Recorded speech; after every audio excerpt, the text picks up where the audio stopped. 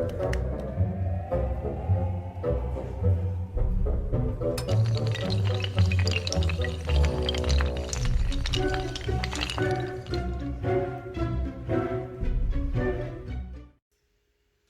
meus amores, sejam bem-vindos. Hoje é dia, hein? Hoje é dia de chamar a professora de comunista, Ele é um comunista. de esquerdopata, de doutrinadora. Hoje é dia de falar que é para eu ir para onde? Para Cuba, tá? Hoje é dia de me chamar de esquerdopata, sim. Só que em vez de vocês me mandarem para Cuba, eu acho que é mais adequado hoje a gente falar sobre China. Então vocês podem me mandar para a China se vocês quiserem, tá? Vocês já repararam isso? Que sempre quando fala que a pessoa é comunista manda para Cuba e não para China? Não entendo isso, tá? Gente, a China é um dos países mais interessantes, sem dúvida nenhuma, principalmente se a gente pensar nesse mundo globalizado que vivemos hoje. Esse mundo globalizado, digamos que é a grande alavanca, o grande motor que gira esse mundo globalizado, gente, sem dúvida nenhuma, é a economia chinesa, tá? Os Estados Unidos ainda tem um papel fundamental? Claro que sim, ele ainda é líder, não só porque ele tem todo um aspecto militar, industrial, uma posição de liderança hegemônica que foi conquistada principalmente depois da Segunda Guerra Mundial, só que, gente, é inegável que nos últimos anos a China ela teve um crescimento gigantesco, ela se transformou num grande gigante mesmo, um grande gigante, um pouco redundante isso, mas tudo bem. Ela vai se transformar então praticamente na força motriz do nosso mundo capitalista. Pensem que a China ela é um grande consumidor mundial, isso só é possível graças a algumas condições que só a China tem, como ela também é produtor mundial, também graças a algumas condições que só a China consegue apresentar, tá? Se vocês durante esse período da pandemia viram muita gente falando muita coisa, falando mal da China, né? Ah, porque a China é que começou o vírus, foi uma coisa proposital, a China, não vamos comprar mais nada, nenhum produto chinês. Meus amores, duvido, eu desafio vocês a comprar coisas que não venham da China, tá? Não só porque a China faz umas coisas muito interessantes e diferentes, mas porque quase tudo que a gente usa, uma parte, se não todo o produto, foi sim produzido na China. Então, se vocês acham que vão conseguir viver sem os produtos chineses, sinto informar vocês, querido, é praticamente impossível, tá bom? Bom, vamos ver um pouquinho. Gente, eu tirei bastante coisa da história chinesa, eu vou confessar pra vocês. Antes de 49, a gente tinha, na verdade, esse processo de ter uma revolução socialista, ela não foi em 49, do nada, a gente teve uma revolução. Na verdade, essa revolução ela foi conquistada depois de uma guerra civil, tá? Entre nacionalistas que eram capitalistas e entre esses partidos, esse partido socialista, principalmente, perdão, o Partido Comunista Chinês, que vem a figura do Mao Tse Tung, que vai ser o grande organizador disso. A gente vai ter a longa marcha, que aí é um processo que o Mao Tse Tung fez para conseguir chamar a população chinesa para essa revolução. Na Guerra Civil, quem sai vencedor vai ser o Partido Comunista Chinês, e a partir desse momento a gente vai ter a formação então desse grande gigante socialista. Se hoje a China é esse grande gigante, no início não era, tá? A gente vai ver que ela vai passar por uma série de problemas até chegar nesse patamar que nós temos hoje. Então, em 1949, o Mao Tse Tung ele consegue vencer essa guerra civil. Inclusive, só um detalhe interessante, gente, que aí quem perdeu, os nacionalistas que perderam a guerra civil, foram parar em Taiwan. Então, Taiwan é como se fosse um país muito contraditório, porque ele é independente, mas ele é como se ainda pertencesse à China, tá? É uma ilhinha, né, pequenininha, pertencia à China antes da Revolução, e na verdade ela se comporta como um país independente, mas se a gente for ver a China, por exemplo, ainda entende que Taiwan pertence aos seus territórios, tá? Então, uma questão geopolítica um pouco complexa.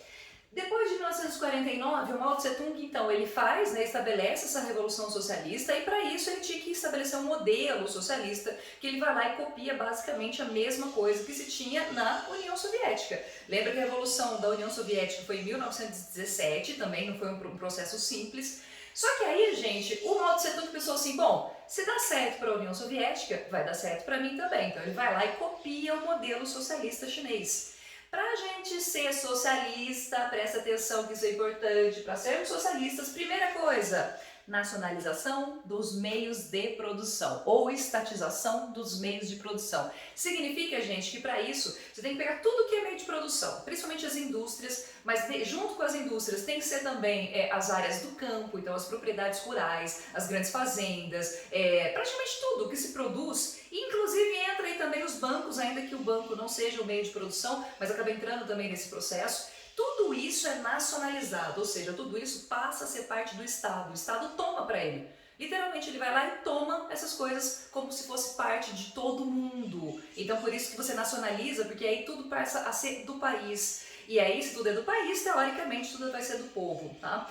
Por que eu quis chamar a atenção de vocês? Porque aquelas pessoas, sabe, desavisadas, que falam assim, não, o Brasil, ele era socialista, na época dos governos socialistas brasileiros. Gente, o Brasil nunca foi socialista, nunca foi socialista. Porque o requisito principal para você socialista a gente nunca cumpriu, que é justamente fazer o quê? Nacionalizar os meios de produção. Nunca fizemos isso, tá? Então você aí, bolsominion, desavisado, presta atenção, né, gente? Para de falar besteira, por favor, tá bom?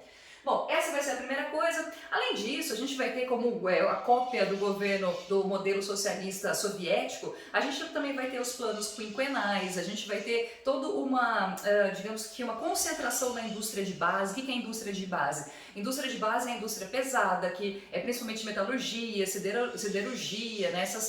Digamos que essas empresas que produzem para outras empresas. Então você tem toda uma cópia do modelo socialista soviético. Só que assim, gente, o que dá certo num país não necessariamente significa que vai dar certo em outro, tá? Se deu certo lá na União Soviética, foi porque lá tinha alguns aspectos particulares que fez com que lá funcionasse. No caso da China, a gente vai ver que essa cópia não foi bem sucedida e muito pelo contrário, vai causar uma série de problemas para o território chinês e a população chinesa. Bom, eu listei aqui, gente, um grupo de os líderes que vieram depois da Revolução, tá? Eu parei aqui porque senão a gente ia continuar e digamos que os outros presidentes que vieram depois acabaram não tendo o mesmo impacto que os anteriores, tá? Então eu listei aqui só essa sequência aqui pós-revolução, mas que tiveram mais impacto. E aí a gente tem que começar com o Mao, né, gente? O Mao Tse Tung. Só um detalhe, tá? Que vocês lembram que eu sempre costumo dizer, gente pequena, né, dá problema, tá? Gente muito pequenininha, não que eu seja preconceituosa de forma nenhuma. Mas, gente, o Mao Tse Tung era desse tamanhinho, tá? Só pra lembrar, só pra lembrar.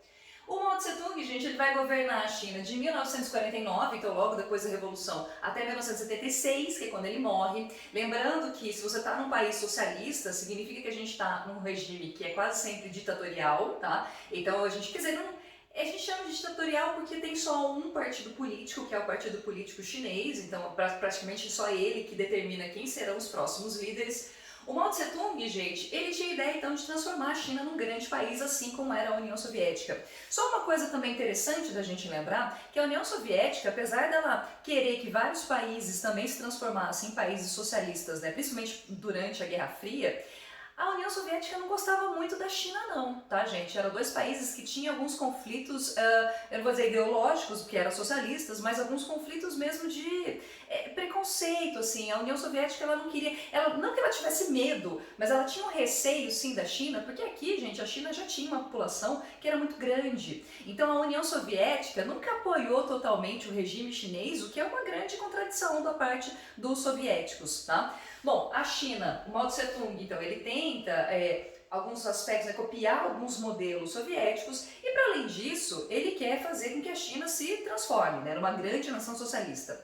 Para isso, gente, ele vai fazer principalmente dois grandes eventos, que é o grande salto para frente, eu não coloquei para frente aqui porque não cabia, mas é o grande salto para frente, e a Revolução Cultural Chinesa. Bom, vamos primeiro para o grande salto para frente. O que é esse grande evento?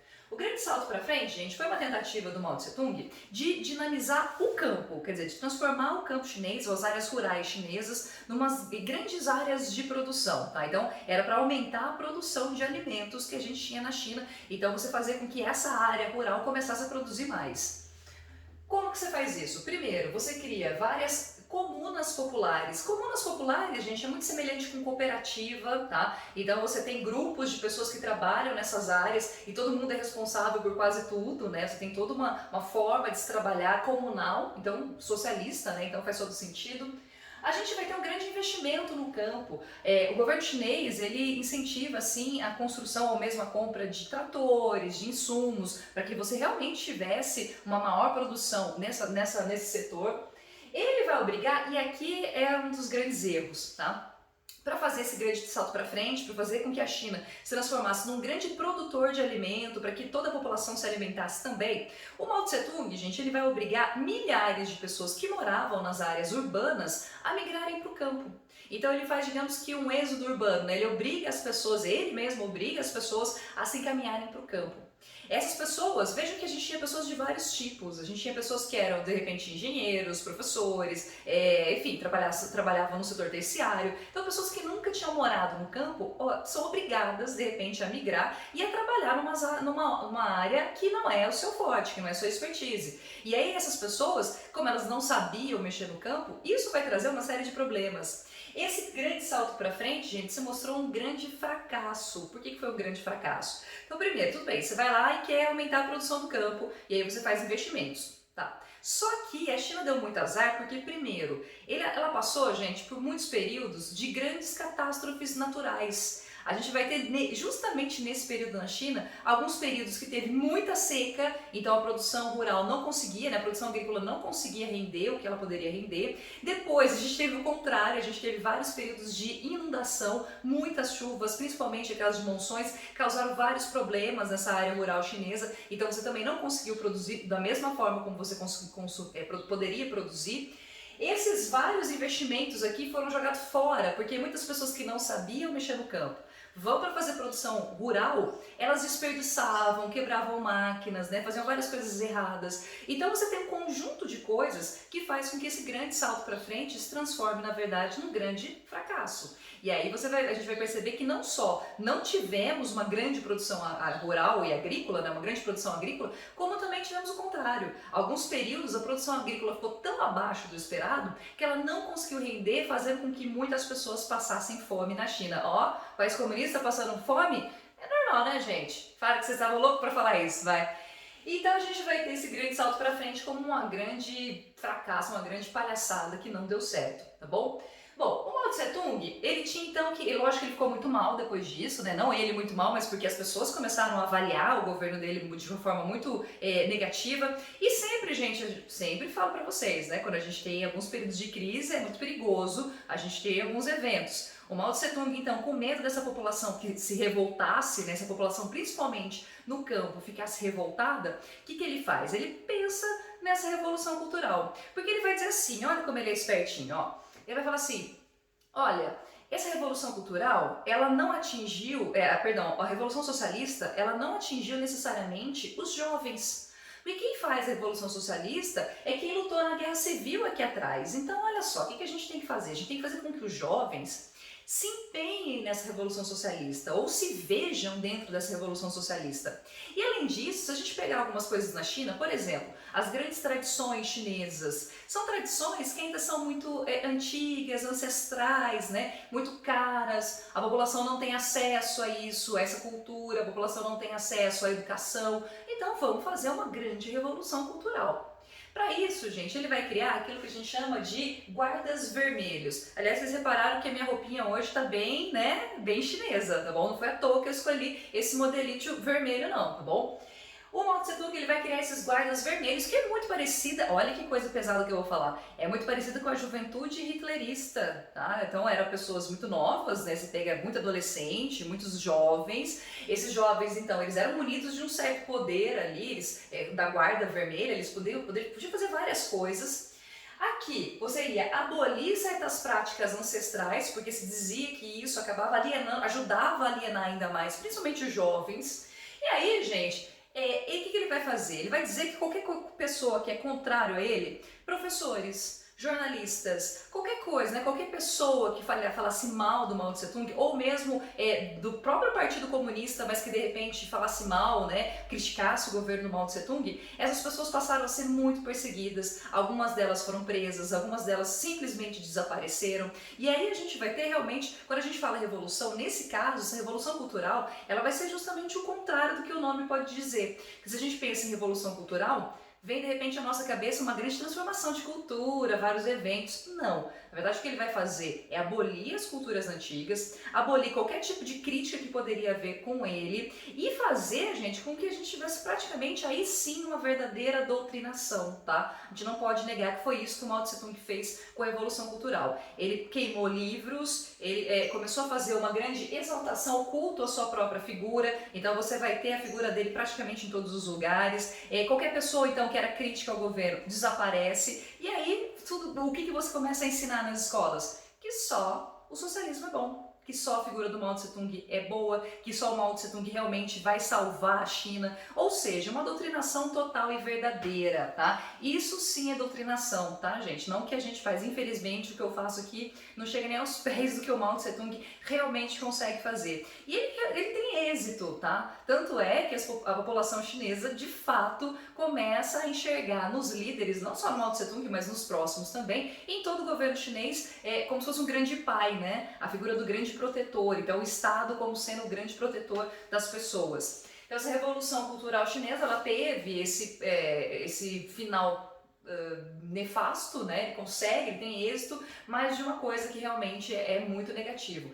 Negativo porque acaba deixando com que as pessoas não pensem, né? Faz com que as pessoas deixem de ter essa característica do raciocínio crítico, do pensar por elas mesmas. Gente, o Mao Tse Tung ele morre em 1976 e aí durante o período do governo dele a China realmente passa por vários problemas, até como o próprio resultado do grande salto para frente. Então a gente não consegue ter um grande desenvolvimento durante o período do Mao. Só que, ó, ficou até legal, né, falar no período do Mao. A gente vai ter, gente, depois da morte do Mao Tse Tung, quem sobe ao poder vai ser o Deng Xiaoping. E aqui é que começa realmente a grande virada da China, tá? Aqui é que a gente começa a grande transformação de todo o território chinês, uma modernização que, assim, se a gente pensar, foram poucos os países que passaram por essa modernização nesse período mais atual da história. Gente, o Deng Xiaoping, veja que ele começa em 76. 76 já era um período em que a gente tinha, né, a Guerra Fria estava pegando ainda, né, ainda era uma coisa pesada no mundo inteiro, só que a União Soviética já demonstrava alguns sinais de declínio, tá? Lógico que a gente vai ver que é depois da década de 80 que isso fica muito mais pesado, né, o declínio da União Soviética realmente pesa, só que aqui a gente já começa a ver uns sinaizinhos de desgaste. E o Deng Xiaoping, ele percebe que esse modelo socialista soviético não funciona, que o grande salto para frente não funcionou, tá? Que as políticas econômicas do Mao Tse Tung não iam para frente, que não fazia com que você tivesse de fato um desenvolvimento ali interno. E aí ele tem uma ideia. Ele fala, olha, vamos modernizar a China. E essa modernização, gente, é o início do que nós temos hoje, tá? É a partir daqui que a gente vai ter toda essa grande nação socialista de mercado que nós temos hoje. O que o Deng Xiaoping vai fazer? Ó, primeiro, ele vai fazer uma política de portas abertas. Num país socialista, tradicionalmente você só vai fazer comércio com outros países que também são socialistas. Então, Cuba, União Soviética, Vietnã, Coreia do Norte. Só que aí o Deng Xiaoping fala que não. Eu vou começar a abrir meu território, não todo o território, mas algumas partes do território, e eu vou abrir também para outras pessoas virem investir na China. Porque de repente você pode ter outras pessoas que queiram investir, que queiram comprar coisas na China, comprar empresas, por exemplo, na China, ou estabelecer empresas na China. Então, primeiro, ele vai abrir as portas do território chinês. Segunda coisa, ele vai criar essas ZEs. O que são as ZEs? ZEs são as Zonas Econômicas Especiais. Então, nesses territórios específicos, sempre esses territórios muito próximos de áreas costeiras, né, próximo do litoral, para que fosse fácil tanto a exportação quanto a importação de produtos, ali, nessas zonas econômicas especiais, você vai viver como se você estivesse dentro de um país capitalista como outro qualquer. Você pode comprar empresa, você pode vender empresa, você pode ter bens, você pode fazer o que você quiser, tá? Pelo menos no sentido econômico, que fique bem marcado, economicamente você sim é livre, tá? E esse aqui, gente, é um grande diferencial. A partir desse momento, a China ela começa então a se transformar nessa coisa bizarra que é ao mesmo tempo socialista e capitalista. Você vai ter abertura ao capital, então ele se abre a esse capital estrangeiro de uma certa maneira, né? Ele vai ter uma coisa importantíssima que é mão de obra. Gente, a China aqui já tinha 1 bilhão de pessoas, tá? Ou quase, se não me engano, ele estava quase chegando ali nesse 1 bilhão de pessoas. Isso significa então que ele já tinha uma população gigantesca. Essa população gigantesca começou, que aliás, desde a Revolução Cultural, também é uma população que não reclama, tá? Uma população que aceita muita coisa, que acha que realmente o patrão, ou o chefe, ou o Estado é o grande pai, então ele tem que obedecer. É o trabalhador perfeito. Gente, o trabalhador chinês é o trabalhador perfeito. Porque desde a Revolução Cultural ele aprendeu que ele não pode reclamar, então ele não vai, dificilmente ele vai lutar por melhores condições, por sindicatos, isso não vai existir. Ele nunca vai lutar por ter muito aumento, tá, ou muitos direitos. Ele não vai fazer isso, porque ele já entende, desde, né, como ele é doutrinado, ele já entende que ali tá perfeito, é assim que tem que ser mesmo. E o trabalhador, ele tem que ser obediente ao seu patrão. Gente, é perfeito pro próprio capitalismo, tá? Você vai ter então uma mão de obra que é extremamente eficiente, porque a educação chinesa é sim muito boa, tá? É excelente. Então você vai ter uma mão de obra que é eficiente, que é barata, extremamente barata, que luta muito pouco por direitos e que ainda por cima, gente, é obediente. Olha que coisa perfeita. Tem coisa melhor para um país capitalista? Ou melhor, para as empresas multinacionais capitalistas? Não tem, gente. Além disso, eu não coloquei aqui, mas ele também vai estabelecer uma grande modernização do campo, tá? Agora sim uma modernização, então não é mais um monte de gente trabalhando, agora você tem máquinas, agora você tem insumos, agora você tem um planejamento para essas zonas rurais, então uma modernização também, e isso tudo vai fazer com que a China, gente, lentamente, então, não digo tão lentamente, porque não faz tanto tempo assim, mas ela começa então a ter um crescimento que na verdade é uma grande surpresa, né? Não se esperava. Quem pegasse, visse lá a China na década de 60, por exemplo, a gente nunca se esperaria que se tivesse um crescimento desse.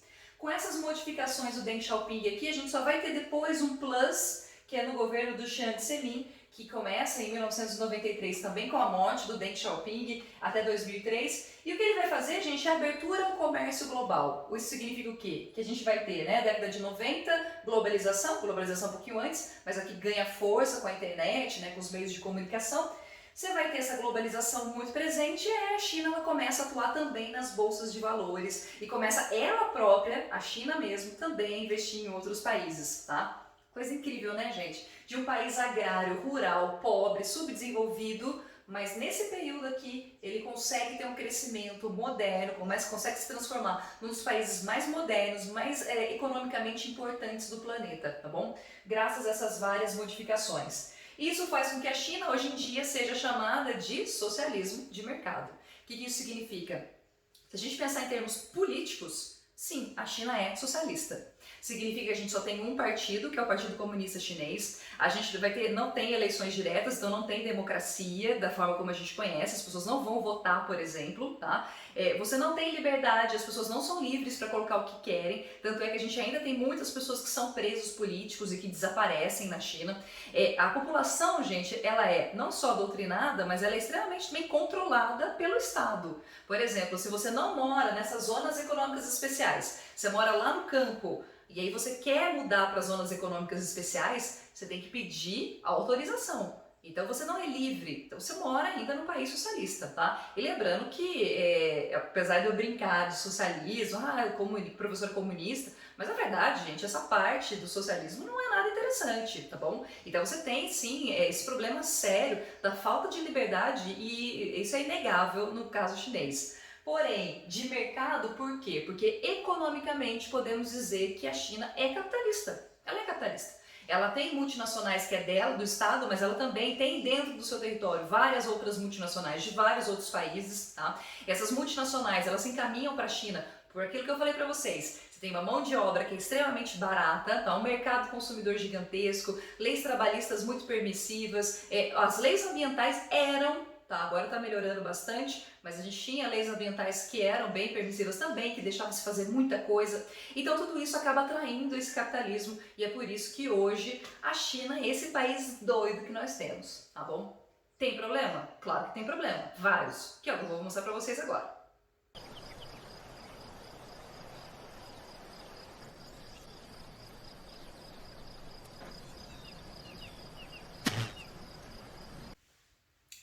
Voltei. Olá. Gente, então vamos aos problemas chineses. Bom, eu coloquei aqui algumas questões mais básicas, tá? Talvez a gente tivesse até outros aqui. Eu vou começar, gente, falando sobre a questão demográfica. Bom, demografia, então, é o estudo das populações. Lembra que eu falei para vocês que a China já na década de 70 já apresentava uma população gigantesca. A gente ainda não tinha 1 bilhão, mas estava ali, tá? Estava ali. E aí, gente, O governo chinês percebe que esse crescimento populacional é uma coisa muito grande e ele resolve estabelecer uma política que ficou conhecida como a política do filho único. Vocês já devem ter ouvido falar sobre isso. O que significa essa política do filho único? Se você estava na China, né, nessa década, entre 70, 70, até praticamente, se não me engano, foi 2015 ou 2016 que acabou essa política do filho único. Se você estava na China e aí você quisesse ter um filho, ok. Tá? Se tivesse um filho, você tinha inclusive uma espécie de Bolsa Família, você tinha uma espécie de ajuda do governo. Se você tivesse um segundo filho, essa Bolsa Família, esse incentivo do governo, ele era cortado pela metade. Se você tivesse 3 filhos, você praticamente não recebia mais nada, tá? Então, não é que você era proibido de ter filhos. Se você tivesse um segundo, um terceiro filho, você poderia ter. O problema é que quanto mais filhos você tivesse, provavelmente você teria bem menos ajuda, bem menos apoio do governo. Então, esse é um problema. Então, a população, obviamente, que resolveu ter só um, tá? Então, cada vez mais as pessoas passam a ter apenas um filho por conta dessa política e aí realmente isso dá resultado. Você começa a ter uma diminuição desse crescimento populacional. O crescimento vegetativo da população começa a diminuir, porque se não tivesse isso também, né, gente, hoje quantas pessoas a gente tinha lá na China, tá bom? Então, essa política, ela inibia você ter um número cada vez maior de pessoas nascendo, de taxa de natalidade. Só que aí a gente começou a ter um problema muito sério, gente, que está muito relacionado com as questões culturais chinesas. Bom, a população chinesa ela é extremamente machista, tá? Extremamente patriarcal e ela dá preferência a filhos homens. As mulheres e a família como um todo prefere ter filhos homens. Por quê? Os filhos homens geralmente são eles que carregam o nome da família, são eles que ganham mais. Nossa, que novidade, homens ganhando mais, por essa eu nem esperava.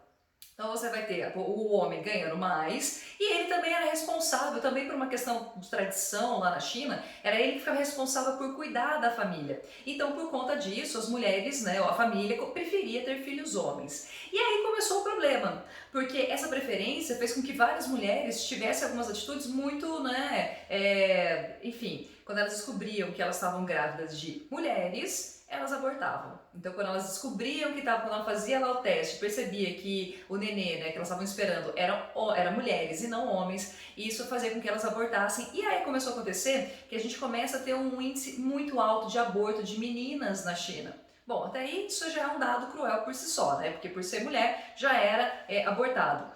O grande problema é que numa população, se você não tem mulheres, você não tem crescimento. Ah, mas o problema não era justamente o crescimento? Sim, só que isso começou a comprometer, gente, o crescimento da população como um todo. Cada vez que você tem menos mulheres, são as mulheres que são responsáveis pela reprodução, se você tem menos mulheres, isso acaba comprometendo o número de descendentes que começam a nascer, o número de pessoas que começam a nascer, e lá no futuro isso ia se transformar num problema sério, porque aí se você não tem novas pessoas nascendo, praticamente nenhuma pessoa nascendo, né, uma população praticamente só de homens, e não vê o crescimento da população, lá na frente você vai ter problemas como, por exemplo, a questão da mão de obra, poucas pessoas para trabalhar, tá? E o envelhecimento dessa população. Isso então ia comprometer o futuro da China, e por isso que ela é obrigada, eu não lembro se é 2016, acho que é 2016, ela é obrigada a abolir a política do filho único, tá? Então por essa questão cultural de ter muito mais homens, né? Por essa questão cultural, você tinha muito menos mulheres, muito mais homens, isso compromete o futuro do país, compromete a questão da mão de obra chinesa, que é importantíssima para a economia, como a gente viu, e consequentemente você tem então um problema nas mãos, por isso que a China vai lá e retira essa política, tá? Bom, não vou dizer para vocês que os problemas culturais eles deixaram de existir, tá? Eles ainda existem, a sociedade chinesa ainda tem essa estrutura patriarcal, mas pelo menos isso é uma forma da gente diminuir com esse problema. Um outro problema, turma, é que se você está num regime que só tem um partido, que é o Partido Comunista Chinês, se você não tem eleições diretas, se você não pode ter liberdade de expressão, se você não pode se manifestar nas ruas, se você não pode falar livremente certas coisas na China, então é um regime ditatorial e todo regime ditatorial tem que ser abolido, tá? A ditadura ela nunca é boa pra nada, tá certo?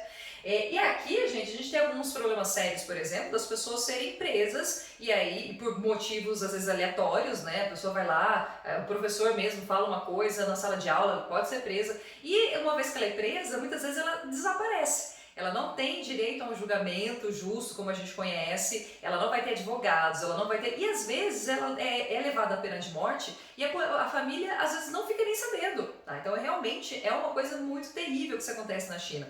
E só um detalhe, a gente tem então um número muito alto de pessoas que são levadas à pena de morte, tá? Então você tem muitas pessoas que são levadas, né, são presas e desaparecem aí nesse espaço daí das prisões chinesas.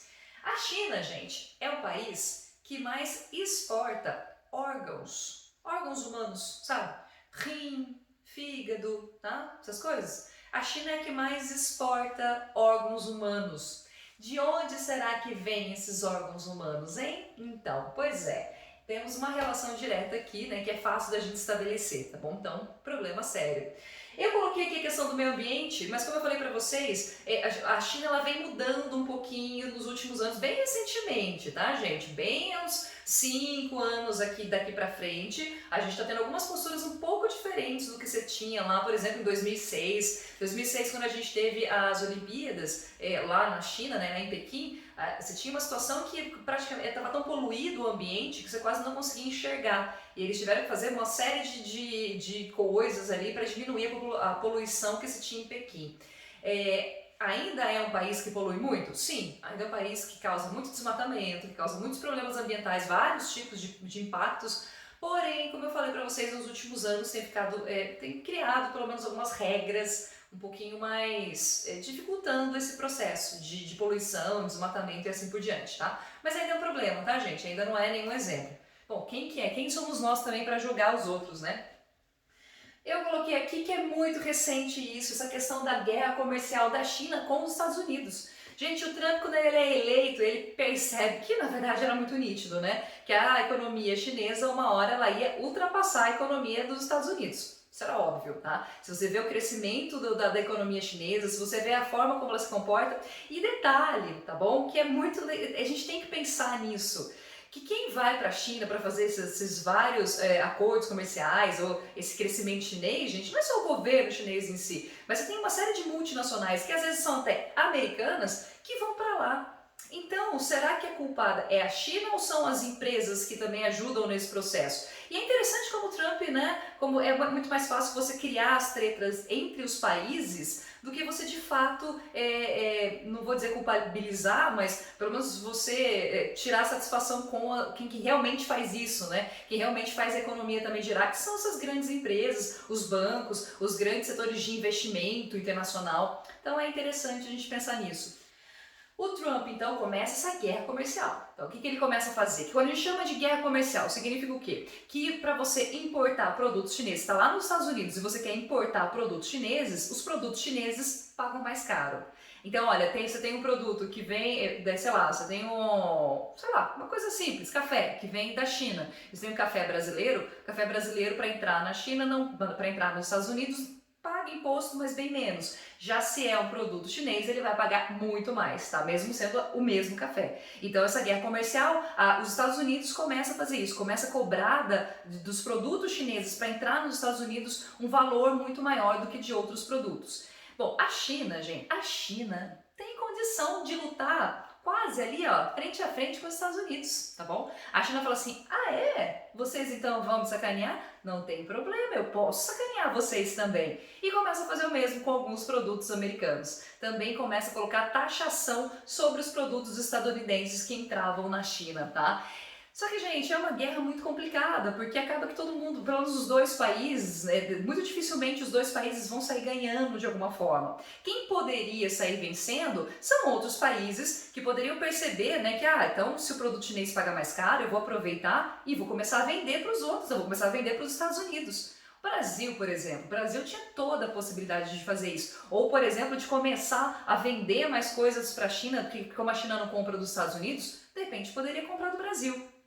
O Brasil é burro, né, gente? O Brasil tem uns probleminhas aí que começam com B, nem vou citar nomes, E aí, ao invés de a gente se aproveitar dessa guerra comercial e começar de repente a vender para quem realmente compra muita coisa dos produtos brasileiros, que são os chineses, ao invés de a gente aproveitar isso e vender mais ainda para os chineses, não, a gente não fez isso. Pelo contrário, vocês viram que esse ano a gente teve, né, vários ministros aí fazendo piadinha, fazendo meme em relação à China, você teve vários pretensos embaixadores falando mal também da China, enfim, você teve várias dessas coisas que aí até cria um atrito entre Brasil e China. A gente até teve uns períodos ali que o Rodrigo Maia, que é presidente da Câmara dos Deputados, teve que sair ali, né, para meio que amenizar a situação. Gente, isso é bizarro, isso é surreal, tá? Uma coisa surreal que aconteceu no Brasil esse ano.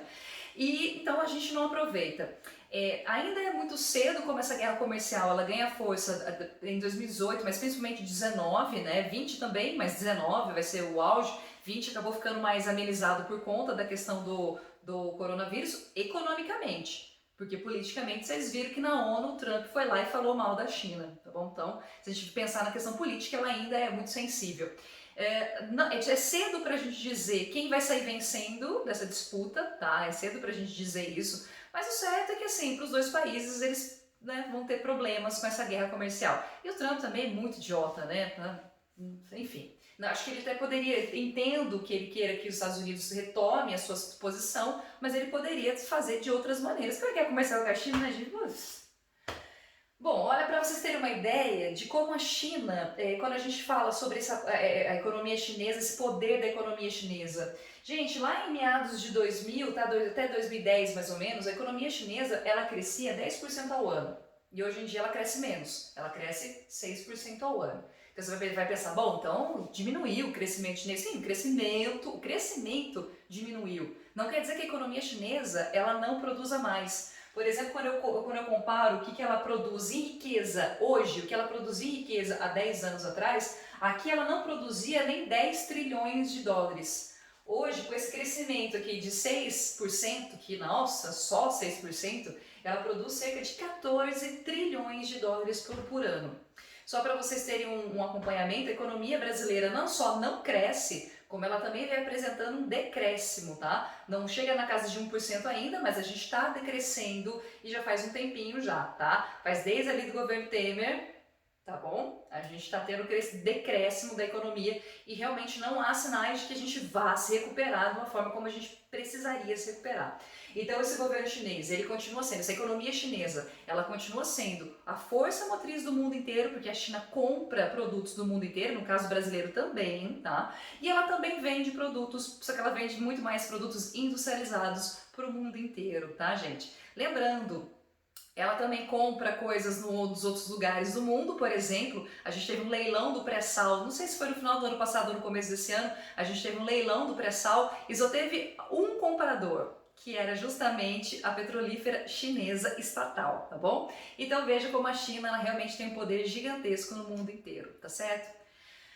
Acho que era isso que eu tinha para falar para vocês. Eu espero não ter esquecido de nada. Se eu tiver esquecido de alguma coisa, por favor, vocês me avisem, até perguntem, tá bom? E é isso, gente. Beijo para vocês, boa semana e até semana que vem. Tchau, tchau.